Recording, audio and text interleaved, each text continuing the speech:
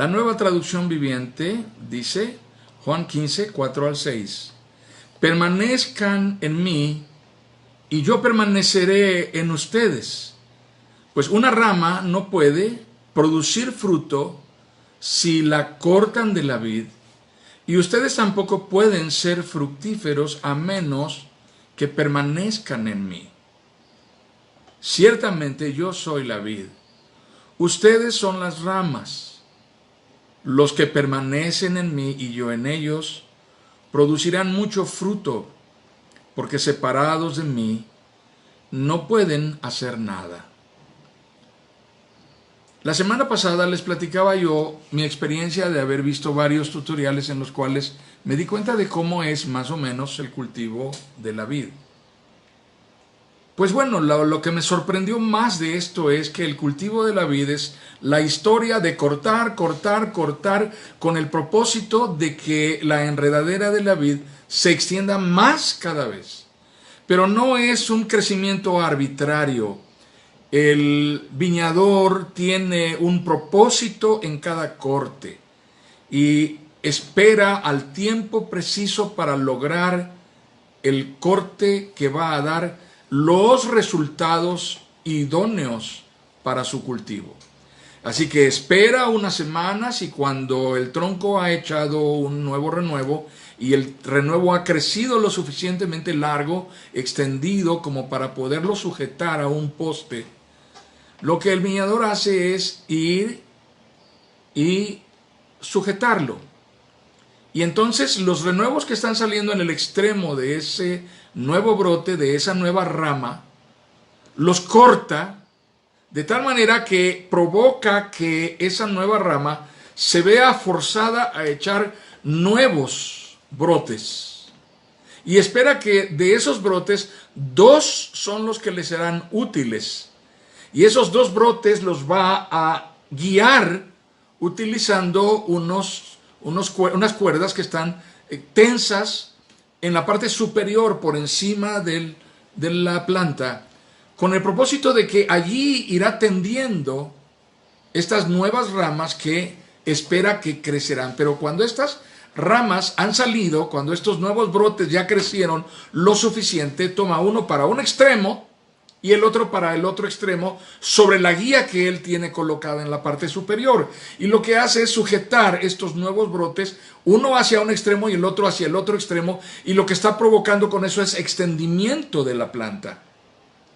Cuando ha crecido lo suficiente y ha llegado hasta cierta distancia ese nuevo crecimiento, va y de nuevo corta, y lo que va a hacer ahora es provocar que esos 2 extremos nuevos que ha dejado crecer, que ha sujetado a la guía y que ha cortado nuevamente, broten en nuevas ramas que van a extenderse, pero ahora va a utilizar esas nuevas ramas para que crucen de esa guía a la guía que está enfrente, y va a crear como una especie de efecto de túnel, y va generando un brote que va cerrándose por encima a partir de las guías que él ha establecido. El cultivo de la vid está hecho a base de cortes intencionados que provocan un crecimiento planeado bajo un proyecto de producción. ¿Qué se busca con todo esto? No estoy tratando de enseñarles y animarles a sembrar una viña en su casa. Solamente quiero que tengamos claro todos cómo es el proceso, porque esto es lo que nos instruye y nos enseña acerca de lo que Jesús está diciendo.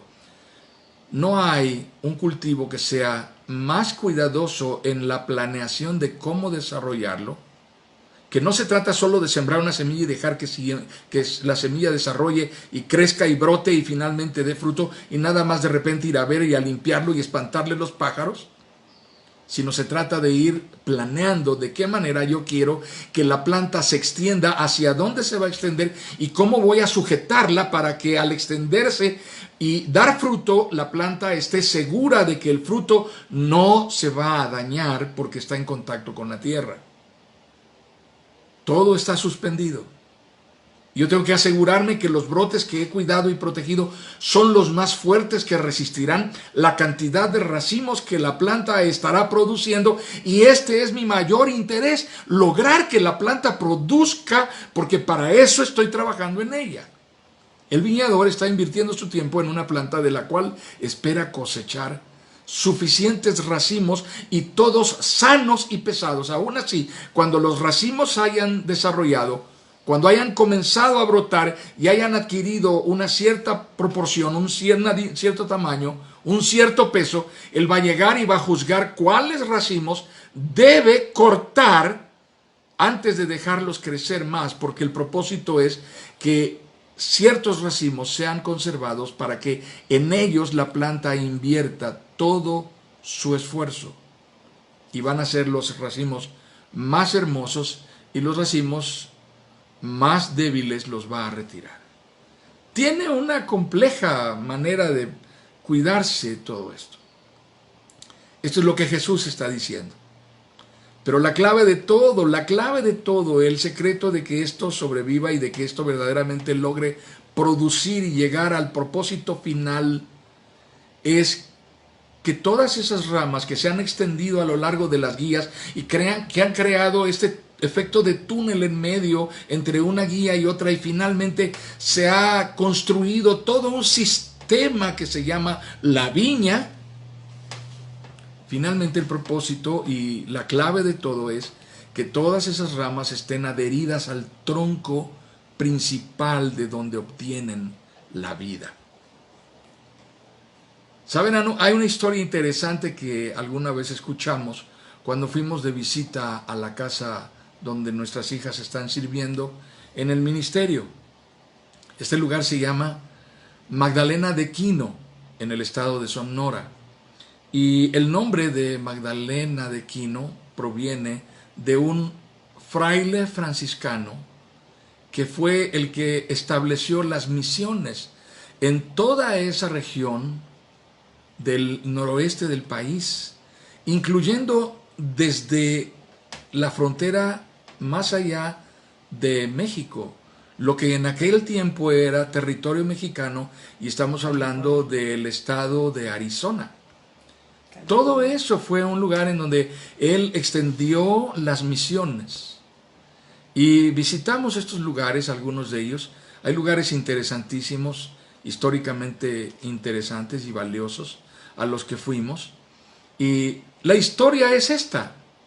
Este hombre, Quino, fue un introductor de la siembra, el cultivo de la vid en toda esta región, incluso hasta California.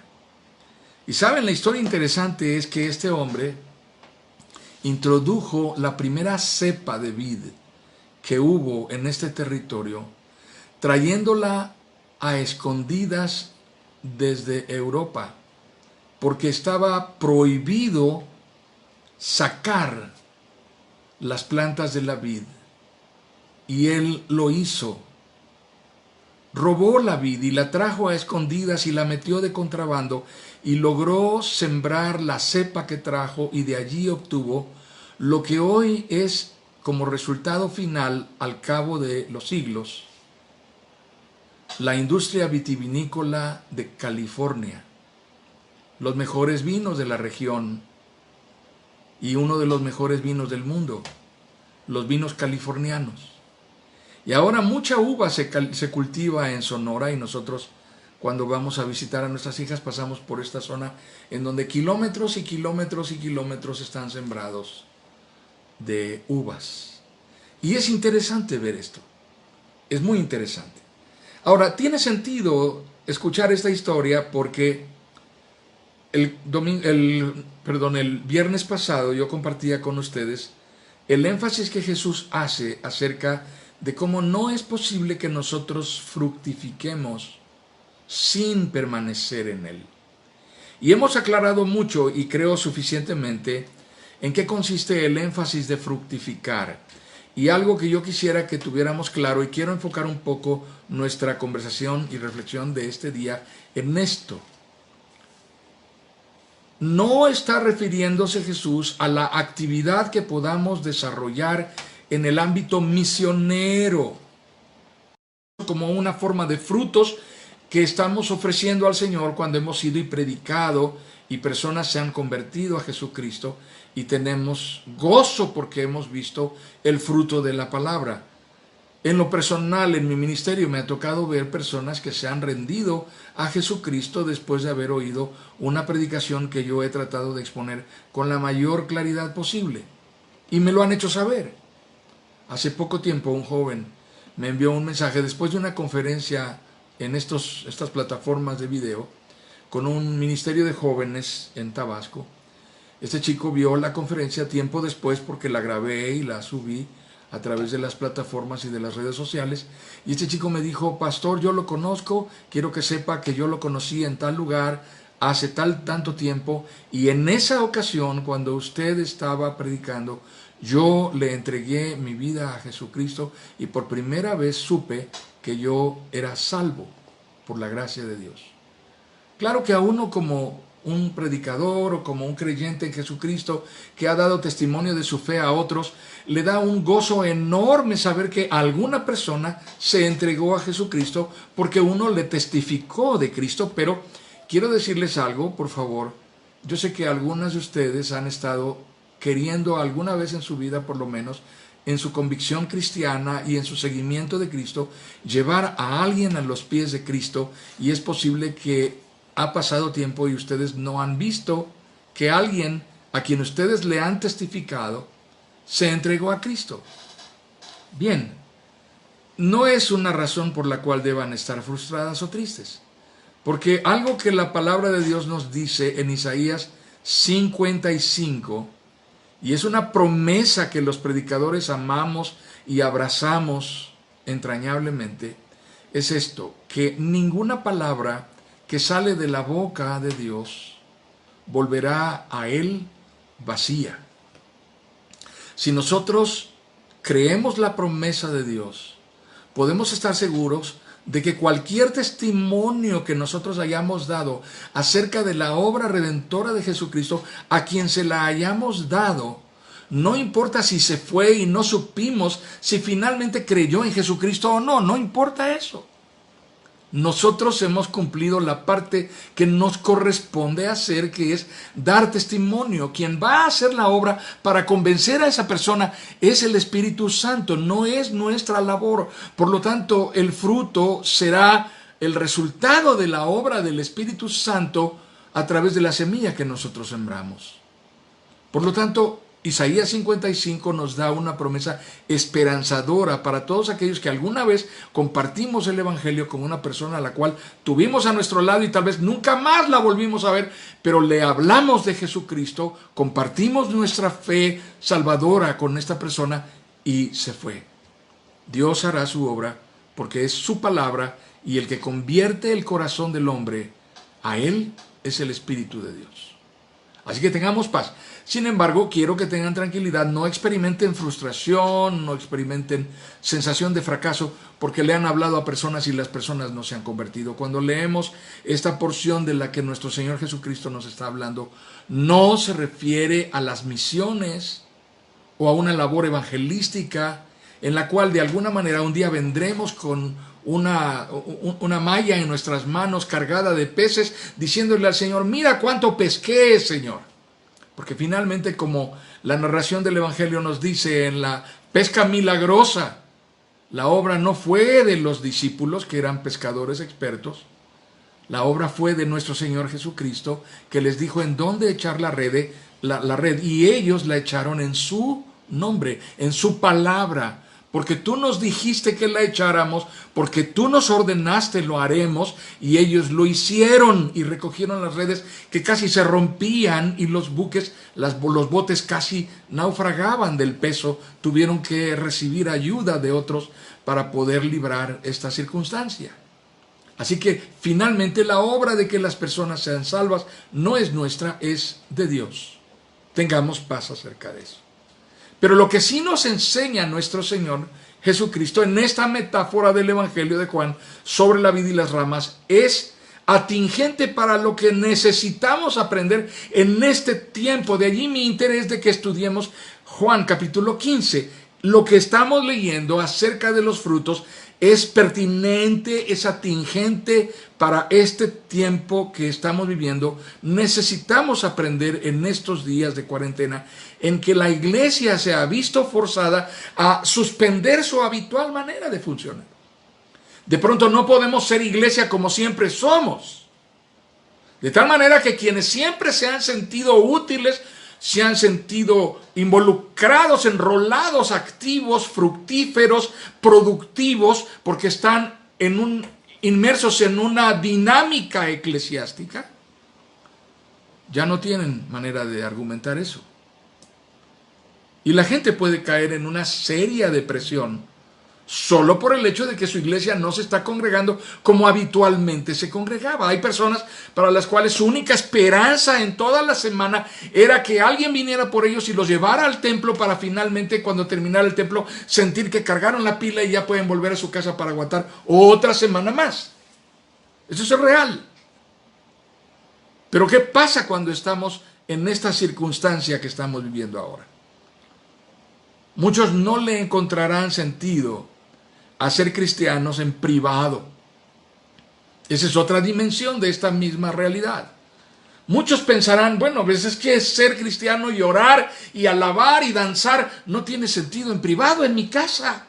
Van a creer que estoy loco. A mí me gusta hacerlo cuando estoy en la congregación, porque ahí sí le doy vuelo a la hilacha y me desato, siento la unción y entonces comienzo. A ver, tranquilo hermano, relájate un poco. ¿Te gusta la adoración o te gusta el show?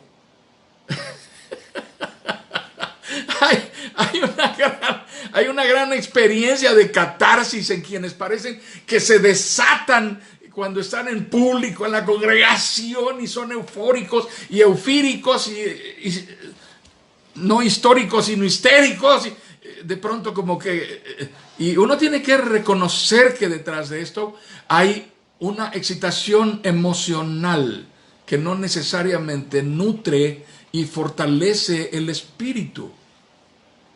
Y algo que la iglesia está aprendiendo en este tiempo es que la pila se puede cargar en privado cuando estamos en el secreto con Dios.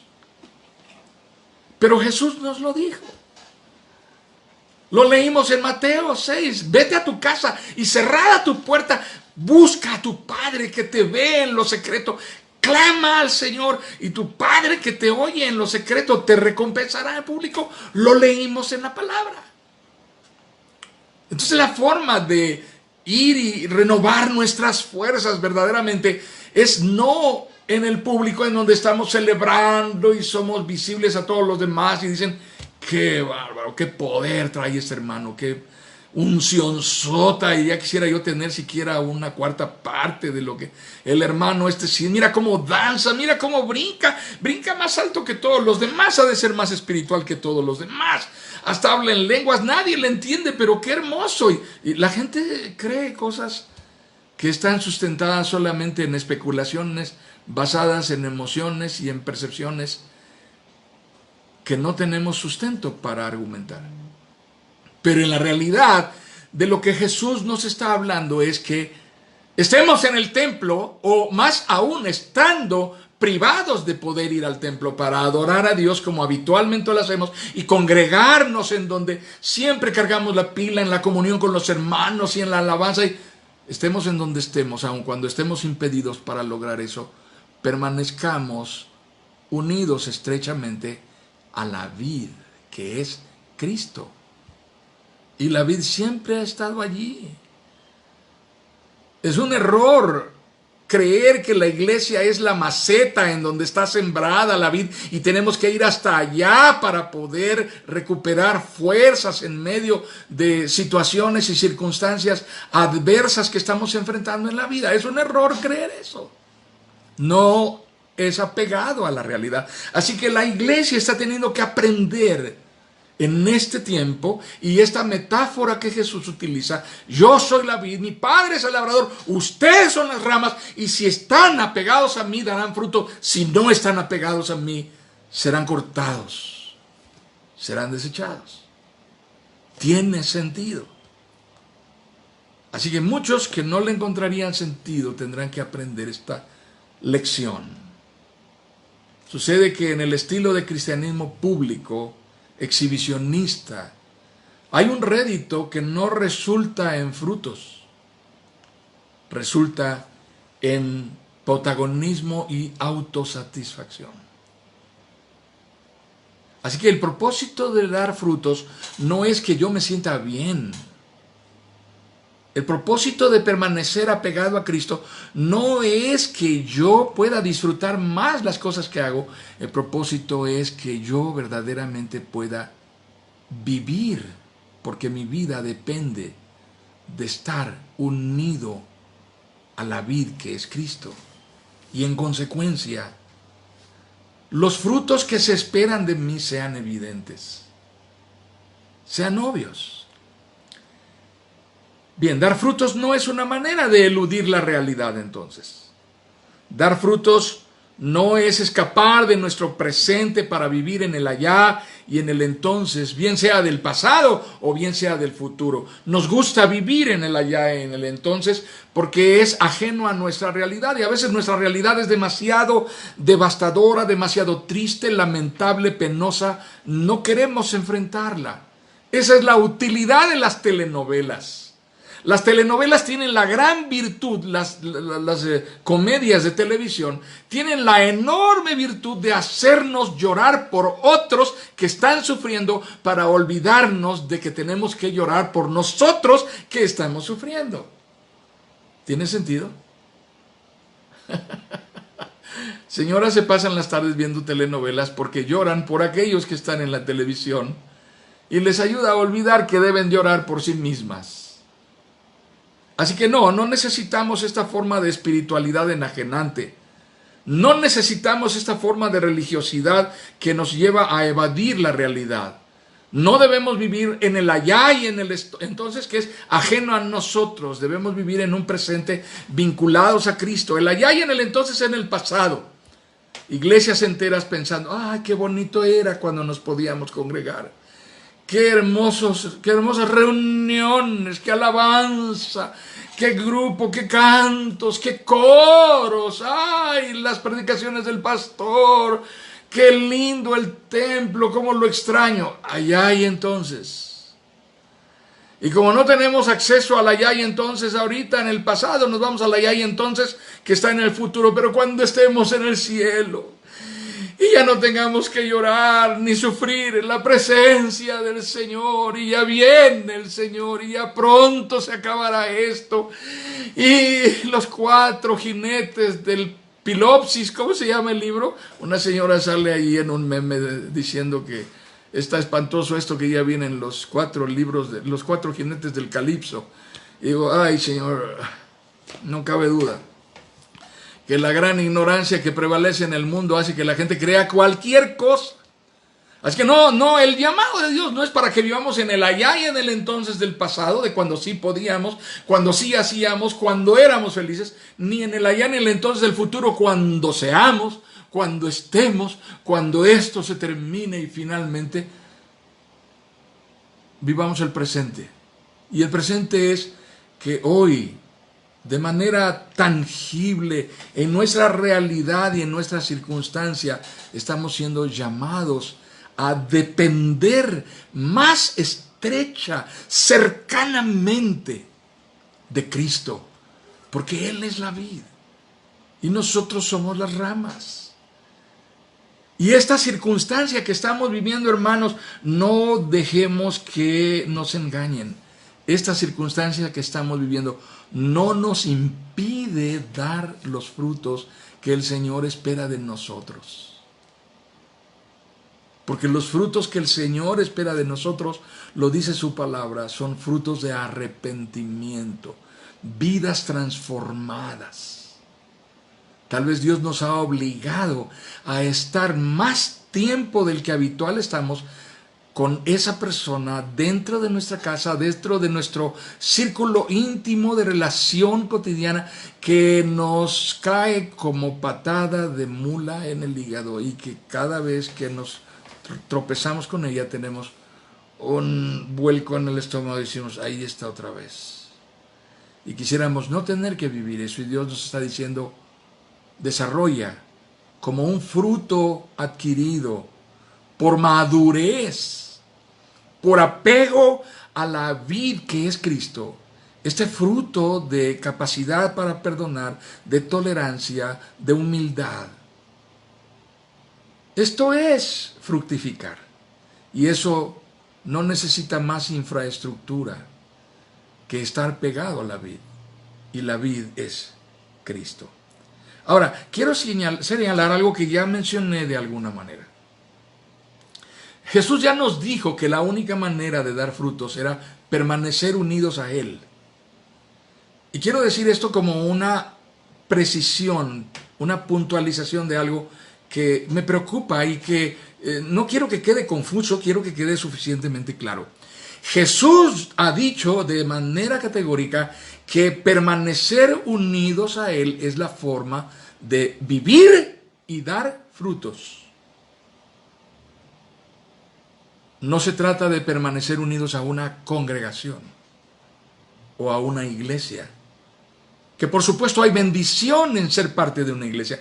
Las personas y las instituciones buscan una manera de generar vínculos de permanencia con quienes de una u otra manera están relacionados o a quienes se acercan a ellos en términos de fe, con quienes se sienten parte o a quienes tratan de guiar hacia un sentido de pertenencia. Somos una congregación muy pequeña, la congregación Emmanuel, en la que me toca ser pastor como un privilegio y una bendición, y me siento muy honrado de ello. Y ahora que nos han dicho que la nueva normalidad determina que si queremos reanudar actividades, tenemos que limitar ciertas cosas y poner ciertas medidas. Y una de las medidas restrictivas que nos imponen es que solamente nos podremos reunir la cuarta parte de la congregación. Y lo primero que pienso es, ¿qué hago con 10 hermanos? Creo que mejor seguimos como estamos, porque la iglesia está congregada el domingo cuando nos reunimos para adorar a Dios y estamos todos. ¿Y qué logro, qué resuelvo cuando me dicen que las personas de la tercera edad que son vulnerables no deben asistir? Entonces yo tampoco puedo ir.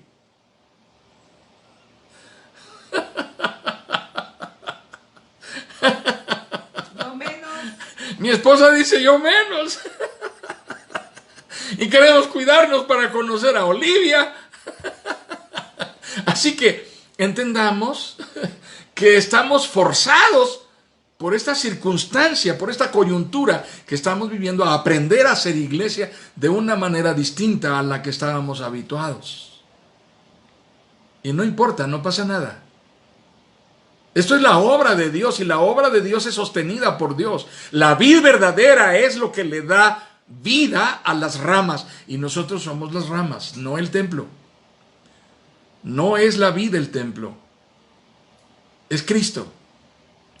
Así que la meta es nuestra permanencia en Cristo, aun cuando la congregación local pudiera experimentar cambios, verse transformada, adaptándose a una nueva realidad, a una nueva manera de conectarnos. Buscaremos la forma de conectarnos. Sobreviviremos como sobrevivieron los creyentes del primer siglo a la persecución. Nosotros podremos sobrevivir en el nombre de Cristo porque estamos apegados a la vid que es Cristo. Así que es sano, es correcto pertenecer a la comunión en Cristo de una iglesia, mas no es sano en ninguna manera hacerlo con la idea equivocada de que esa iglesia es la que me va a mantener con vida, o que congregarme es lo que me va a dar vigor y fuerza. Lo único que nos sostendrá con vida, aun a pesar del impedimento para estar reunidos, es Cristo. Y que estemos viviendo nuestra comunión con Cristo tan estrechamente como las ramas están pegadas a la vida. ¿Tiene sentido para ustedes esto? Hermanos, una congregación local nunca, con todos los programas, con todas las estrategias, las metodologías, los sistemas que llegue a implementar, nunca sustituirá a Jesucristo como la vida. La vida es Cristo, no la iglesia local. Déjenme decirles, veo a las iglesias cada vez más enfocadas en encontrar estrategias para mantener a las personas involucradas, ocupadas, metidas en hacer cosas, activas. Un principio de operación pastoral que yo he oído en estas leyes del liderazgo y todo eso que la gente comparte acerca de cómo ser un mejor pastor, y me causa mucho conflicto que los pastores se sientan líderes, sinceramente. Soy enemigo acérrimo de la concepción de que un pastor es líder, porque el concepto de liderazgo está por naturaleza y origen reñido y totalmente, diametralmente opuesto a la definición de naturaleza del ministerio cristiano. Líder es aquel que ha demostrado la eficiencia, la capacidad, el nivel de excelencia necesario para competir por un puesto. Y yo, hermanos, no soy pastor por ser el más competente. De lo menospreciado del mundo escogió Dios. Así que yo estoy aquí porque Dios tuvo misericordia de mí. Yo no llegué a la iglesia en donde estoy pastoreando porque le vine a quitar el trabajo a nadie. No competí para ser el pastor de esta iglesia.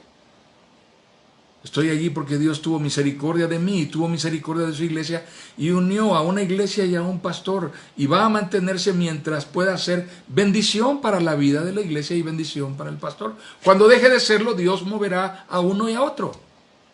Dios obra de esa manera y nosotros tenemos que estar anuentes a lo que el Señor determine hacer. Esa es su voluntad y Él es soberano. Es su iglesia, no mi iglesia. Cuando yo como pastor me aferro a la iglesia, comienzo a pelear por permanecer allí. Quiero quedarme. Y le enseñaré los dientes a todos los que se me acerquen. Le ladraré a los que sea necesario ladrarles para espantarlos y ahuyentarlos, porque me quiero quedar, estoy determinado a quedarme y a ver, hazle como puedas, no me vas a sacar. Y entonces lo que estoy haciendo es adueñarme de la iglesia. La gente hace ese tipo de cosas. Es determinante y triste, devastador. Destruye la obra, daña la fe de los creyentes que son débiles. Así que lo mejor es aprender que cuando llegue el momento de retirarse, hay que irse. Mi esposa y yo, a lo largo de más de 40 años de ministerio juntos, podemos declarar que lo que mejor sabemos hacer en el ministerio, lo que mejor y más especializados estamos para hacer en el ministerio a lo largo de más de 40 años juntos, es maletas. Hay que aprender a hacer maletas. Hemos experimentado 23 mudanzas a lo largo de nuestro ministerio. He sido miembro de 8 presbiterios. En algunas ocasiones miembro 2 veces del mismo presbiterio. Hemos caminado mucho. Pero saber irse es un aprendizaje. Así que no, nadie debe aferrarse, nadie debe de estar pensando que su vida dependerá de eso, porque no es cierto, nuestra vida depende de Cristo. Él es la vida y nosotros somos las ramas, aunque seamos los pastores. Así que yo estoy reñido radicalmente con la idea de que los pastores somos líderes. Por favor, no nutra en su pastor la idea de que es líder, eso es una mentira. Líder es el que compite y los pastores no competimos, los pastores somos siervos de Dios, servimos a Dios. Nunca una congregación local con todos sus programas, estrategias, metodologías, con todos sus sistemas que llegue a implementar, va a sustituir a Cristo. Y la otra cosa es que este principio del cual les estaba hablando, que he escuchado en más de una ocasión acerca de cómo desarrollar un liderazgo eficaz, es un principio que he oído a algunos pastores. Y bueno, se presume esto. Gente ocupada no va a dar problemas. Gente ociosa se torna conflictiva. Así que si tienes a alguien que es un líder fuerte y puede significar una amenaza para tu liderazgo como pastor, dale qué hacer. Y si puedes, sácalo fuera de la iglesia a fundar una misión en la colonia más lejana de donde está la congregación o la iglesia. Activo de esa manera no te va a dar problemas. Suena interesante, ¿verdad? Parece lógico. Se llama terapia ocupacional. Las personas se ocupan más cuando están angustiadas, cuando están agobiadas. Y las personas nos tornamos conflictivos cuando estamos frustrados, cuando sentimos amargura por algo, cuando estamos discordes con situaciones que estamos observando. Así que la terapia ocupacional no me parece a mí una forma bíblica de desarrollar un pastorado, una labor pastoral que va a traer bendición a la vida de alguien. Debido a esta manera de pensar, las congregaciones están constantemente pensando en qué actividades organizar y la gente se está involucrando en activismo religioso y más activismo y creen que más activismo religioso y eclesiástico significa más espiritualidad, más madurez, más crecimiento, más cerca de Dios, y no es cierto. Porque muchas veces las personas que más involucradas están en el trabajo, en el quehacer, en actividades, en tratar de producir más dinámica, más activismo, son las personas que menos están creciendo en su vida espiritual, que más fricciones están experimentando con los demás en los enfrentamientos entre líderes.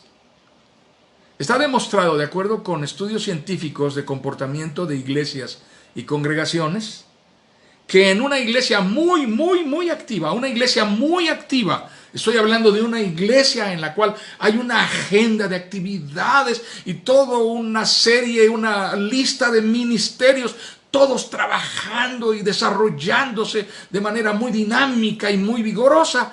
En una iglesia muy activa, solamente entre el 10 y el 15% de sus miembros son los que sostienen toda la obra. Así que si usted tiene una iglesia de 100 miembros, solamente 15 son los que están haciendo la mayor parte del trabajo. Está demostrado. Así que si tiene usted una iglesia de 1000, en realidad es usted muy exitoso en el ministerio si ha logrado que 150 personas se hagan cargo de la mayor parte del trabajo. Desde el que barre el templo y recoge los asientos, hasta el que acomoda las Biblias para ponerlas a disposición del próximo domingo, hasta el que filma, el que ilumina, el que conecta los cables, el que acomoda los tambores, el que pone en su lugar el púlpito, el que sacude, hasta el que le da clase a los niños, el que atiende las cuneros, el que conecta el video para que el pastor tenga un monitor viéndose qué tal despeinado está, todo absolutamente. Yo no sueño con una iglesia así, sinceramente. Creo yo que no hay una iglesia exitosa por el hecho de que 15 o 150 personas, dependiendo del número máximo de miembros, sean las que sostienen el trabajo. Lo que estamos viviendo ahora nos enseña que la iglesia vigorosa es la que permanece unida a Cristo a pesar de la circunstancia.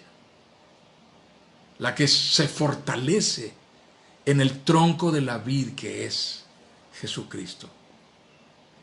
No la que está más involucrada y activa y generando activismo, sino la que está más vinculada de manera indisoluble, sólida a Cristo, que es el Señor.